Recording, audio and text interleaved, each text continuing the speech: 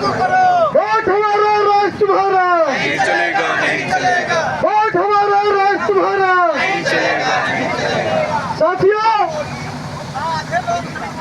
Doctor बाबा साहब अम्बेडकर जी ने जब 1932 में पूनापेट के दौरान में SC ST OBC के लिए 2 वोट का अधिकार जब लाए थे, तो उस समय हम लोगों के पास कोई व्यवस्थाएं नहीं थी।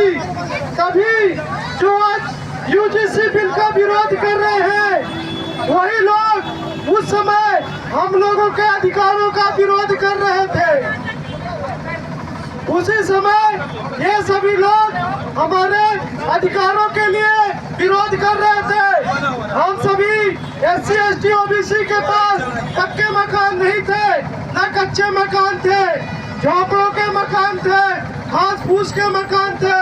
तभी ये जो आज विरोध कर रहे हैं, इनके पूर्वज जो थे उस समय 2 वोट के अधिकार के लिए विरोध कर रहे थे, और हम सभी लोगों के घास फूस के जो घर थे उनको जलाने का काम किए थे, और उनको प्रताड़ित किया गया था, और उनको रात दिन इतना ज्यादा परेशान किया गया।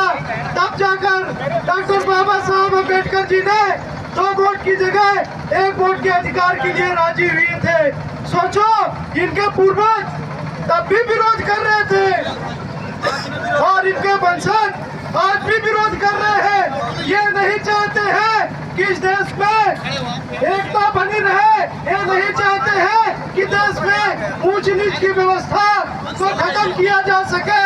अरे क्या गलती थी बेमुला जी की, क्या गलती थी इनकी?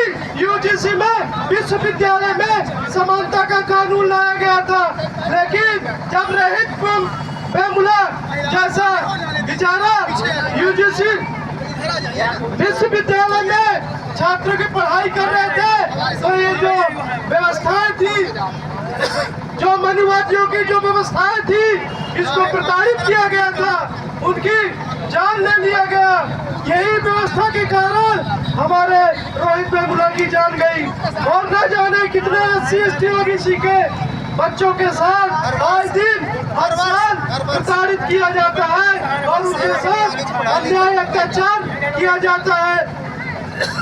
अच्छे एग्जामों में TSC हो, UPSC हो, PCS का एग्जाम हो, जब इंटरव्यू का टाइम आता है तो ये लोग 200 नंबर में से 90 नंबर देते हैं, और हमारे आदमी के पास 160-70 नंबर आते हैं लिखित एग्जाम में, लेकिन इंटरव्यू में मनुवादी व्यवस्था के लोग 90 नंबर देके उसको कंपटीशन से बाहर किया जाता है। तब इन लोगों के जो विरोध कर रहे हैं, इन लोगों की आंखें क्यों नहीं खुलती है? तब ये लोग क्या है कि सो जाते हैं।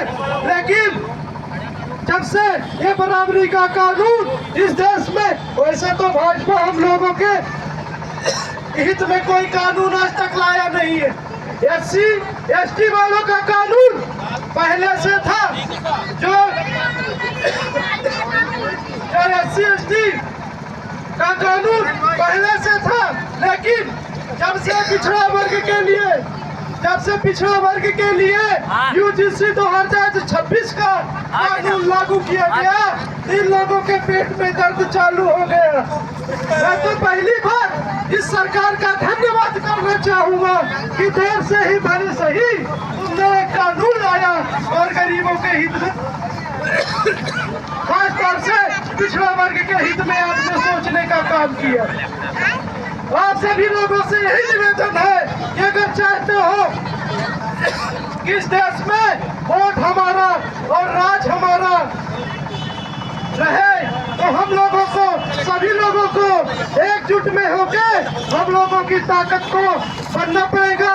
अगर मेरा कोई आदिवासी जो बच्चा है, जो आदिवासी नेता है, अगर वो कहीं से बेचारा कहीं से भी चुनाव लड़ता है, तो उसका भी OBC का दायित्व बनता है।